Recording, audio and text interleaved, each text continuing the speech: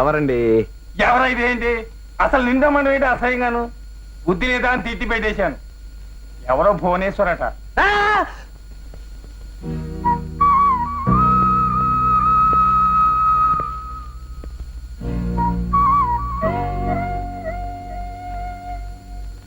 నీ కొత్త రకం ప్రేమలేఖ చూశాను.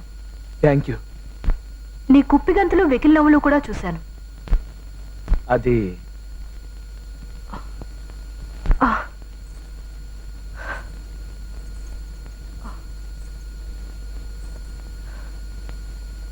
నీ ప్రేమ సంగతి నాకు తెలియదు కానీ నీది పరమ వంకర బ్రతుకు.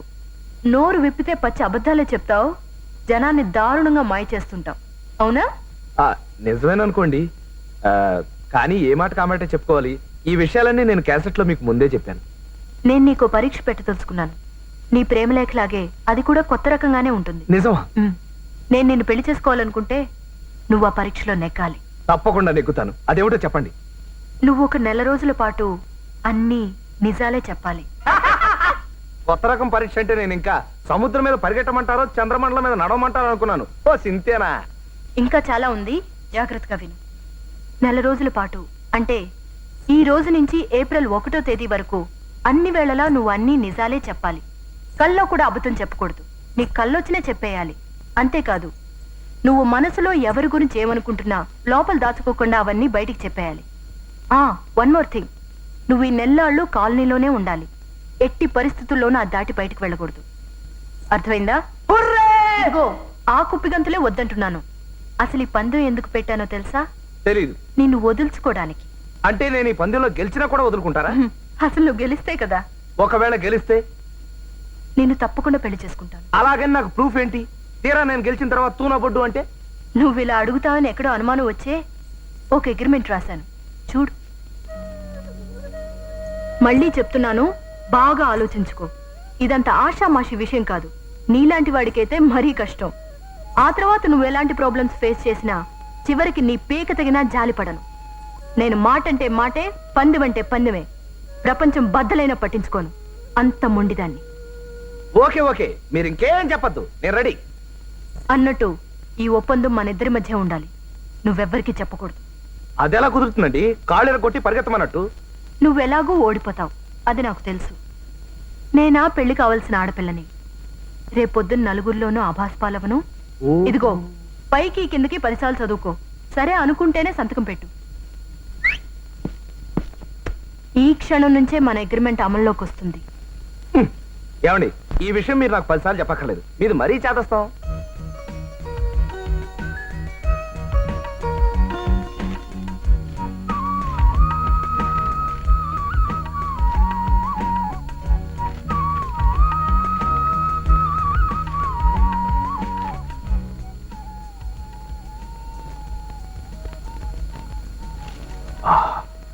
ఏంటి అలా చూస్తున్నావు?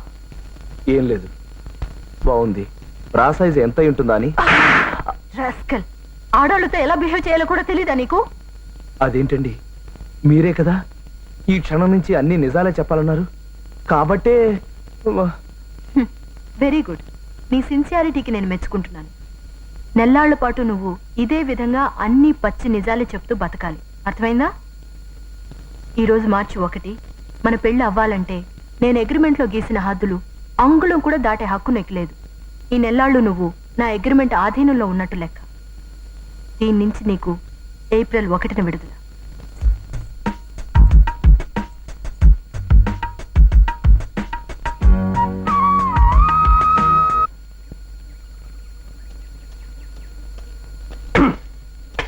సంగతి తెలుపో.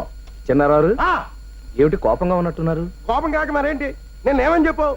ఏమని చెప్పాను? రాత్రి 12ంటికి భాగ్యం ఇంటి దగ్గర అరుగు మీద నల్లదుప్పటి కప్పుకొని చూడు కుక్కలా అని అరిస్తే తలుపు తీసుకొని భాగ్యం బయటకు వస్తుంది, బయట తీసి కొనుగొడుతుంది. చెప్పావా లేదా?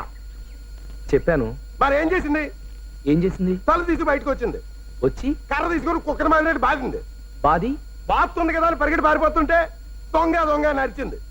దొంగ నరుస్తుంది కదా అని పరిగెడుతుంటే నిజంగా దొంగనే అనుకుని ఆ రామ్మూర్తి గడు వచ్చి కాళ్ళలో కర్రడ్డం పెట్టాడు. ఒక్క బోర్లా పడ్డాను. నేను చిన్నారావుని రా అని చెప్పేలోగా ఆ రాజన్ గడు వచ్చి పేగమే కాలేసి కసపిస తొక్కేశాడు.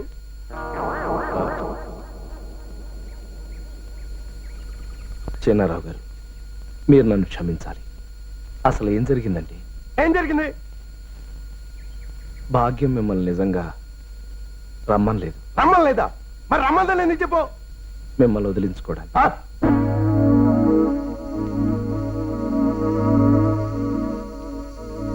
ఏంట్రా అసలు ఏంట్రా నీ ఉద్దేశం, ఆ భాగ్య ఉద్దేశం? ఎన్నాళ్ళలా తప్పించుకుంటారా? అదిగా చిన్నారావు గారు, ఎంత డబ్బుతో వచ్చేసిందిరా నా దగ్గర. పట్టు చీర ఇచ్చాను, బంగారపు గొలుసు ఇచ్చాను, పిఠాపురం సెంటు సీసా ఇచ్చాను. ఏం జరిగిందో నన్ను పూర్తిగా చెప్పను చిన్నారావు అదో గారు. నువ్వేంట్రా చెప్పేది? నీ సంగతి నేను చెప్తాను. అది కాదండి, అసలు ఏం జరిగిందంటే జరగాల్సింది ఇక మీద జరుగుతుందిరా. లెవెల్ క్రాసింగ్ దగ్గర మనుషులను పెట్టి నేను మటర్ చేయించకపోతే నా పేరు చిన్నారావే కాదు. పాపం ఆ భాగ్యం తప్పేం లేదండి. ఏమండి?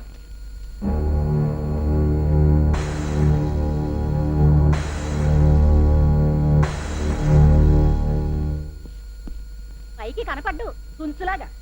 వీడి బాబుగాడు సొమ్ములాగా 10,000 చీటీ పాడేశాడు. ఇప్పుడు అడుగుతుంటే లేసు పని నిప్పేసి కండలు చూపిస్తున్నాడు. చూడండి చూడండి, దేవస్థానానికి ఫ్రీగా వదిలేసిన ఏనుగులాగా ఆ నడక వాడును. దొంగ వెధవ. ఏడిచాడు ఏ అబ్రోషదవా? ఏటో నిజమైన కంటలు అనుకుంటున్నావా? సంకల్లో సగ్గట్లేసి కట్రాయర్ కోసేసి అట్ట అట్ట అట్ట నడుస్తాడు. పైకేదో పెద్ద పైన వల్ల కనిపిస్తాడు గాని దోమలు కుట్టేసిన వాళ్ళు దొడ్డి కళ్ళును. నీకో సంగతి తెలుసా బావా? ఏటో? వాళ్ళ ఆవిడ జట్కా అహ్మద్ గారితో రోజు సెకండ్ షో సినిమాకి వెళ్ళిపోతుంటుంది. నిజమా? ఆ, అయితే వాడి సొంత పిల్లమే వాడికి జరదన్నమాట. ఎన్నాళ్ళు అనవసరంగా మనం భయపడ్డామే. అయితే లొసుగు దొరికిపోయింది. ఒరే కొండ బాబా, వస్తున్నాడు బావా. తొందరపడి పిలిచానా? ట్రబుల్ అయిపోతాను. ఏంటి నా పేరు బయటపడింది ఏంటి? అదే అదే ఏం లేదు బావా, మా ఆవిడి కొండబాబు అన్న ఏంటి ఈ నెల చీటీ డబ్బులు ఇంకా కట్టలేదంటే కంగారు పడిపోతుంటాను. నోర్మల్ కొండబాబు అంటే ఎవరు అనుకుంటున్నా? ఏడు కొండల బాబు ఈ నెల కాకపోతే వచ్చే నెల ఇచ్చేస్తానని చెప్తున్నాను. కదూ కదూ కదూ. ఏంటిది? ఎందుకే నువ్వు నవ్వుతున్నావు? అబే ఏం లేదండి. ఆగు. నిజం చెప్పకపోతే చంపేస్తా.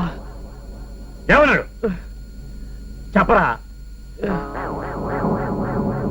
మూర్తి గారు, ఇవి చెగ్గట్లు కాదండి, కండలే. తగ్గట్లేంటి? మూర్తి గారు ఏదో మాట్లాడుతుంటేను అదే మీవి కండలు కావట. సంకలో చెగ్గట్లేసి కట్రాయర్ కట్ అయ్యి మీరు అలా నడుస్తారట. మీది దోమలు కుట్టేసిన బోధ ఒళ్ళట, కింద దొడ్డి కాళ్ళట. మీరు పెద్ద పైన వల్ల ఫీల్ అయిపోతారట. ఇదిగో మీరేదో చీటీ కట్టాలని కట్టడం మానేశారట కదా, ఆ కోపంతో మీ వెనకాల చేరి తెగ తిట్టుకుంటున్నారు. అన్నట్టు అసలు విషయం చెప్పడం మర్చిపోయాను. ఆ స్వామి ఎదురు ఇంకో పెద్ద మాట అన్నాడండి. నేనేమన్నాను చెప్పు, ఏమన్నాడు? మీ ఆవిడ జట్కా అహ్మద్ గారితో సెకండ్ షోల కాటికి తిరుగుతున్నాడు కదా. ఏంటిది? టీకి పోగులు పెట్టేసేలాగా ఉన్నాడే. అమ్మో,